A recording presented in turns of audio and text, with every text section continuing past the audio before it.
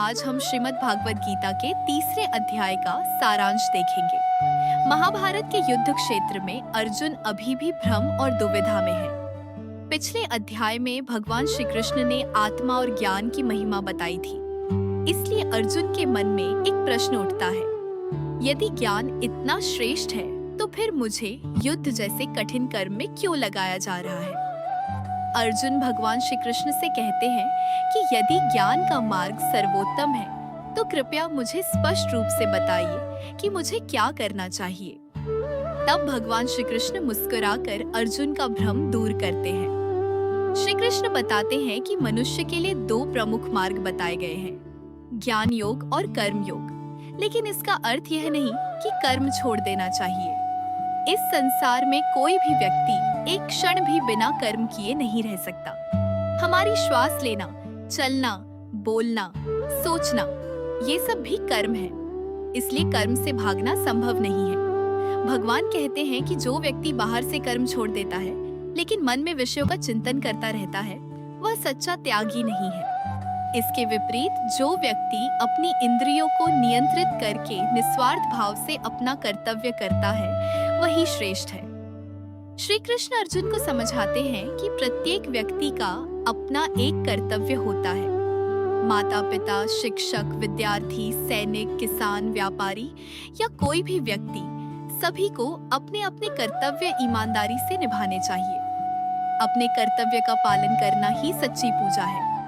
भगवान आगे कहते हैं कि यदि कर्म केवल अपने स्वार्थ और इच्छाओं के लिए किया जाए तो वह मनुष्य को बंधन में डाल देता है। लेकिन यदि वही कर्म ईश्वर को समर्पित करके बिना किसी फल की इच्छा के किया जाए तो वह कर्मयोग बन जाता है और मनुष्य को आध्यात्मिक उन्नति की ओर ले जाता है। इसके बाद भगवान सृष्टि के चक्र का वर्णन करते हैं। वे बताते हैं कि यज्ञ से वर्षा होती है, वर्षा से अन्न उत्पन्न होता है, अन्न से सभी प्राणियों का जीवन चलता है। इसलिए मनुष्य को प्रकृति और समाज के प्रति अपना दायित्व निभाना चाहिए तथा केवल अपने लिए नहीं बल्कि सबके कल्याण के लिए कार्य करना चाहिए। भगवान श्री कृष्ण स्वयं का उदाहरण देते हुए कहते हैं कि उन्हें कुछ भी प्राप्त करना शेष नहीं है, फिर भी वे निरंतर कर्म करते हैं। यदि वे कर्म करना छोड़ दें तो लोग भी उनका अनुसरण करेंगे और समाज का संतुलन बिगड़ जाएगा। इससे यह शिक्षा मिलती है कि महान व्यक्ति अपने आचरण से समाज का मार्गदर्शन करते हैं। अध्याय के अंत में भगवान अर्जुन को बताते हैं कि मनुष्य का सबसे बड़ा शत्रु काम, अत्यधिक इच्छा और उससे उत्पन्न क्रोध है।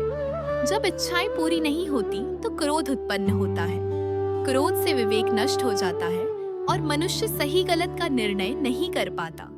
इसलिए सबसे पहले इंद्रियों को नियंत्रित करना चाहिए, फिर मन और बुद्धि को स्थिर करके इन शत्रुओं पर विजय प्राप्त करनी चाहिए।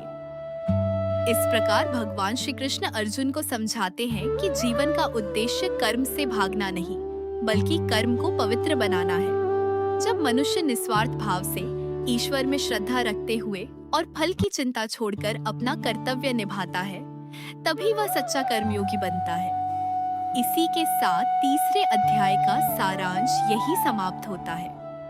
हम मिलेंगे अगले अध्याय के साथ, तब तक जुड़े रहिए हमारे चैनल धर्मपथ से। हरे कृष्ण।